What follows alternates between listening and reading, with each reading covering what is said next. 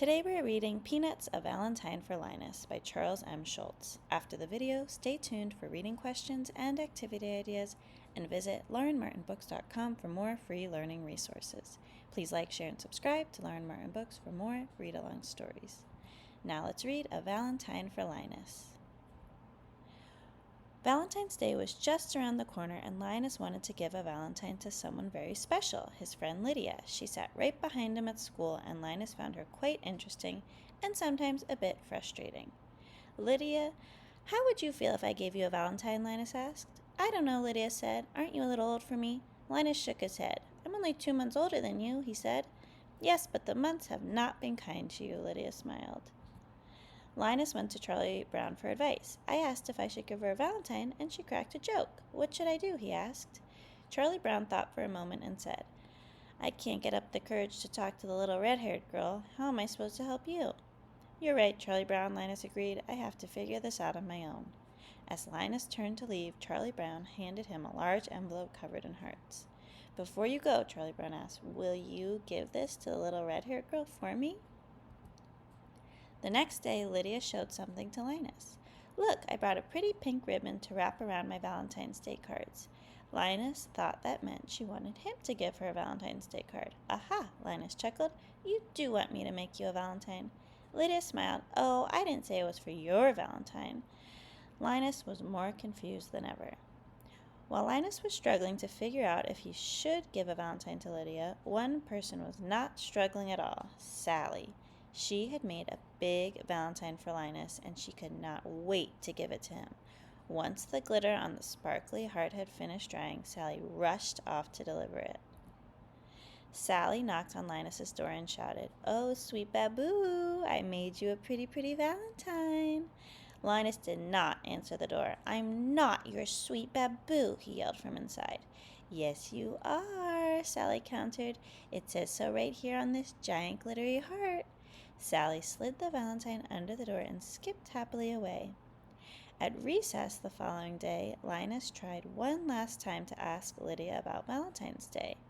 While she swung back and forth on the swings, Linus asked, "Do you like poetry, flowers, sparkly hearts?" Lydia was slow to respond. Finally she said, "Girls really like music boxes, and they love when they're gifts from people they care about." Linus wondered if this was a hint. "So you would love it if I got you a music box?" Lydia kept right on swinging and said, "Oh, I have lots of music boxes." Now Linus was really confused. Linus sighed. "Maybe I should skip Valentine's Day this year and worry about Arbor Day instead," he said. Moments later, Sally found him on the playground.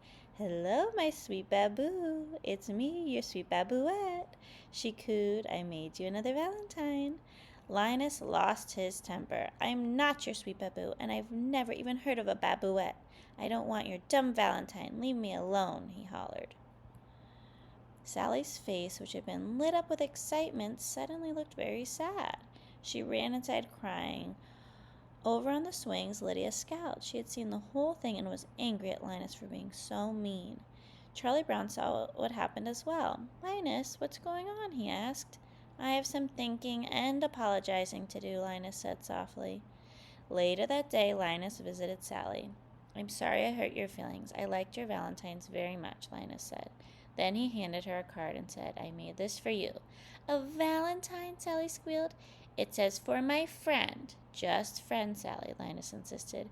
"Friendship can lead to babooship," Sally told him. "Oh, good grief," Linus whispered. On Valentine's Day, Linus spoke with Lydia before class. "I'm sorry I haven't been myself lately," he said. Lydia shrugged. "I hadn't noticed," she lied. Linus continued carefully. "I just wanted to say, Valentine's Day seemed the right time to tell you, well, I find you fascinating." He stammered. He handed Lydia a valentine and quickly turned around.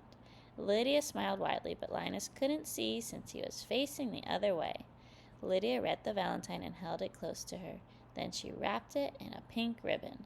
Finally, after what felt like far too long to Linus, Lydia said, "Thank you, Linus. Happy Valentine's Day." Linus breathed a sigh of relief. "You're most welcome," he said. "Maybe next year," Lydia said with a nudge, "you can get me a music box." What was your favorite part of this book? What happened first? Next? Then? And last, what was the setting of the story? When and where does it happen? Who was in the story? Name the characters and describe their traits. Compare and contrast how the characters are different.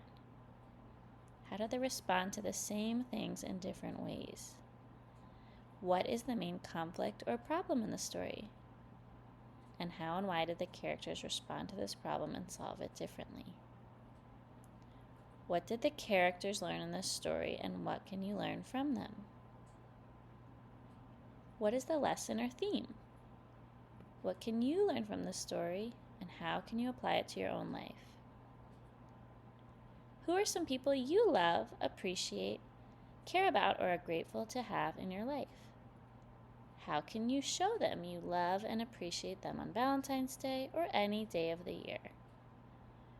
Write or draw what you can learn from this book, and then write or draw what you love and appreciate about a friend or family member. Make them a Valentine thank you card or craft to show them that you are thankful to have them in your life. Please like, share, and subscribe to Lauren Martin Books for more free read-along stories and activity ideas. Visit laurenmartinbooks.com for more books and free learning resources. Thank you for reading with me.